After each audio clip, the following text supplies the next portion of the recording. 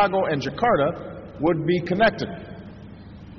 But our economies are now global, and Indonesians have experienced both the promise and the perils of globalization, from the shock of the Asian financial crisis in the 90s to the millions lifted out of poverty because of increased trade and commerce.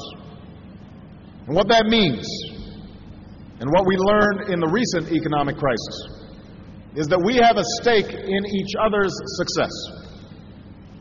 America has a stake in Indonesia growing and developing with prosperity that is broadly shared among the Indonesian people.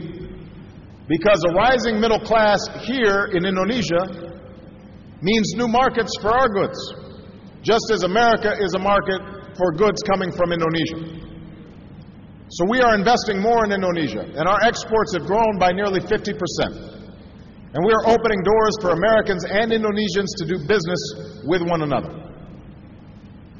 America has a stake in an Indonesia that plays its rightful role in shaping the global economy. Gone are the days when 7 or 8 countries would come together to determine the direction of global markets. That's why the G20 is now the center of international economic cooperation, so that emerging economies like Indonesia have a greater voice and also bear greater responsibility for guiding the global economy. And through its leadership of the G20's anti-corruption group, Indonesia should lead on the world stage and by example in embracing transparency and accountability.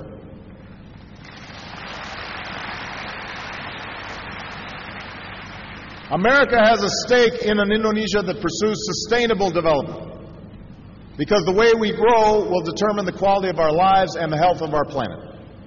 And that's why we're developing clean energy technologies that can power industry and preserve Indonesia's precious natural resources. And America welcomes your country's strong leadership in the global effort to combat climate change. Above all, America has a stake in the success of the Indonesian people. Underneath the headlines of the day, we must build bridges between our people because our future security and prosperity is shared. And that is exactly what we're doing by increasing collaboration among our scientists and researchers and by working together to foster entrepreneurship.